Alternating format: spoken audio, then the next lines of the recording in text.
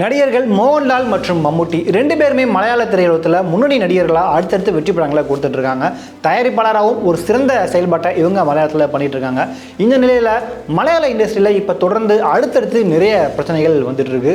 குறிப்பாக இப்போ மலையாள இண்டஸ்ட்ரியில் அங்கே பெண்களுக்கு எதிராக நிறைய பிரச்சனைகள் நடந்துட்டு இருக்கதா ஹேமா கமிட்டி கொடுத்துருக்கக்கூடிய அறிக்கைக்கு மம்முட்டி மற்றும் மோகன்லால் இவங்க ரெண்டு பேரும் இதுவரைக்கும் வாய் திறக்காமல் மௌனமாக இருக்கிறது பல சர்ச்சைகளையும் கண்டனங்களையும் ஏற்படுத்திட்டு இருக்கு. மலையாள திரைத்துறையில் நடிகைகளுக்கு எதிரான பாலியல் சீண்டல்கள் குறித்து நீதிபதி ஹேமா தலைமையிலான குழு அறிக்கை தற்போது ரிலீஸ் பண்ணியிருந்தாங்க. அது பலருக்கும் அதிர்ச்சியை ஏற்படுத்துச்சு. கடந்த 2017ஆம் ஆண்டு பிரபல நடிகை காரில் கடத்தி பாலியல் துன்புறுத்தல் செய்யப்பட்டதாக புகார் இருந்துச்சு. அது தொடர்ந்து நிறைய போராட்டங்களுமே நடந்துச்சு. நீதிபதி ஹேமா தலைமையில் ஒரு குழு அமைச்சு இது சம்பந்தமாக விசாரிக்கவும் செஞ்சாங்க. இதையடுத்து 2019ஆம் ஆண்டிலேயே ஹேமா தலைமையிலான குழு அறிக்கையை சமர்ப்பிச்சாங்க. கேரள திரைத்துறையில் நடிகைகள் மீதான பாலியல் துன்புறுத்தல் குறித்த அதிர்ச்சியுற்ற விவரங்களை இந்த குழு தாக்கல் செஞ்சாங்க. ஆனால் இந்த அறிக்கையை வெளியிட தடை இருந்த நிலையில் அந்த அறிக்கையை வெளியிடாமலே இருந்தாங்க. இந்த நிலையில் இப்போ அந்த அறிக்கை குறித்த விவரங்கள் தெரிய வந்திருக்கு. மலையாள திரையுலகத்தில் ஒரு 10-15 பேர் அடங்கிய நபர்களை எல்லா விஷயங்களையும் கட்டுப்படுத்துறதாகவும் இவங்க பெண் தொழிலாளர்கள் மற்றும் நடிகைகள் மீது பாலியல் துன்புறுத்தல்களில் ஈடுபடுறதாகவும் ஹேமா தலைமையிலான குழுவினர் குற்றம் சாட்டியிருந்தாங்க. இந்த அறிக்கை மிகப்பெரிய அதிர்ச்சியையும் கண்டனங்களையும் மலையாள திரையுலகத்துக்கு ஏற்படுத்துச்சு. பிரபல மலையாள இயக்குனர் லிஜோ ஜோஸ் பொலிச்சேரி இந்த விஷயத்தில் அமைதி காமிக்கிறது சரியான தீர்வு கிடையாது அப்படின்னு தெரிவிச்சிருந்தாரு. இந்த விஷயத்தில் எல்லாருமே குரல் கொடுக்கணும் அப்படின்னு அவர் குறிப்பிட்டிருந்தார்.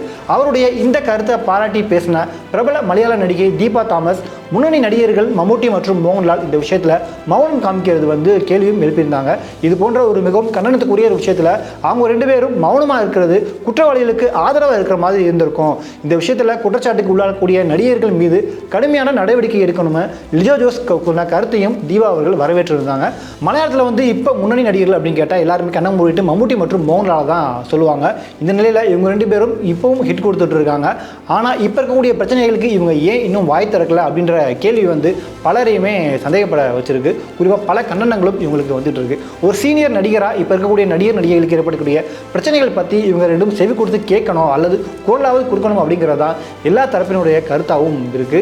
ஆனால் இது போன்ற ஒரு முக்கியமான பிரச்சனையில் அவங்க தொடர்ந்து எந்த விதமான கருத்தையும் முன்வைக்காமல் இருக்கிறது அதிகமான கேள்விகளை எழுப்பிட்டு இருக்கு. அவங்க மௌனமாக இருக்கிறது மூலமாக குற்றவாளிகளுக்கு ஆதரவாக செயல்படுறாங்களா அப்படின்ற ஒரு கேள்வியுமே பல்வேறு தரப்பினரும் சொல்லிட்டு இருக்காங்க. இந்த அறிக்கைக்கு பலரும் ஆதரவு இருந்தாலும் சில நடிகர்கள் தங்களுடைய எதிர்ப்பையும் தெரிவிக்கிறாங்க. அந்த வகையில் நடிகை பார்வதி தெரிவித்து தன்னுடைய கருத்தையும் பதிவு பண்ணியிருக்காங்க. அதில் ஹேமா கமிஷன் அறிக்கையை வச்சு சினிமா துறையில் உள்ள எல்லா பெண்களும் அட்ஜஸ்ட்மெண்ட் பண்ணி தான் இந்த அளவுக்கு வந்திருக்காங்க அப்படின்னு பொதுவாக பேசுகிற விஷயங்களை ஏற்றுக்க முடியாது. ஹேமா கமிஷனுடைய அறிக்கையை வெளியே கொண்டு வரவே பல ஆண்டுகளாக போராடினதாகவும் ஆனால் அந்த அறிக்கையில் உள்ள சர்ச்சையான கருத்து குறித்து பேசுவது சரியாக இருக்காது. அறிக்கையின் அடிப்படையில் கேரள சினிமா துறையில் என்னென்ன மாற்றத்தை கொண்டு வர வேணும் அப்படின்றத பற்றி பேச வேண்டிய நேரம் இது அப்படின்னு அவங்க சொல்லியிருந்தாங்க. இதே போல் அங்கே முன்னணி நடிகர் இருக்கக்கூடிய டொவினோ தாமஸும் ஹேமா அறிக்கையில் ஒட்டுமொத்தமாக கேரள இண்டஸ்ட்ரி குற்றம் சாட்டுறது மாதிரி இருக்குது. இது ஏற்க முடியாது.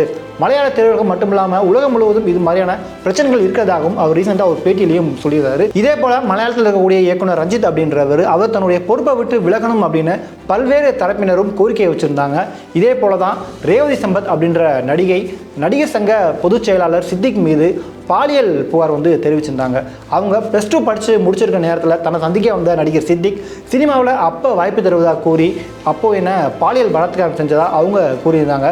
இப்படி நடிகைகள் கூறுற அடுத்தடுத்த புகார் மலையாள சினிமாவில் புயலை கிளப்பியிருக்கு. இந்த நிலையில் நடிகை ஊர்வசியும் இந்த ஒரு விஷயம் பற்றி பேசியிருக்காங்க. ஹேமா கமிட்டி அறிக்கை மீது ஒரு உறுதியான நிலைப்பாட்டை எடுக்கணும். நடிகைகளுக்கு பாலியல் தொல்லை கொடுத்தவங்க அவங்கள தவறாக வழிநடத்துறவங்க இவங்க மீது நடவடிக்கை எடுக்கணும். மலையாள நடிகர் சங்கம் அந்த குற்றவாளிகளை கண்டுபிடிச்சு அவங்களுடைய தவறுகளுக்கு ஆதாரத்தோடு காட்டி நிரூபித்த பிறகு அவங்கள கண்டிப்பாக தண்டிக்கணும் அப்படின்னும் நடிகை ஊர்வசி அவர்கள் சொல்லியிருக்காங்க. அது மட்டும் இல்லாமல் பெண்களுக்கு எதிரான எந்த ஒரு குற்றத்தையும் பொறுத்துக்கொள்ளவே முடியாது. இது மாதிரியான குற்றவாளிகளை சங்கம் அடையாளம் கண்டு அவங்கள சங்கத்தில் இருந்தே வெளியேற்றணும். தவறு செஞ்ச யார் கூடயும் பழகக்கூடாது அப்படின்ற ஒரு முடிவு எடுக்கணும் அப்படின்னு ஊர்வசி அவர்கள் ரொம்பவும் காட்டமாகவே தன்னுடைய கருத்துக்களை பதிவு பண்ணியிருக்காரு.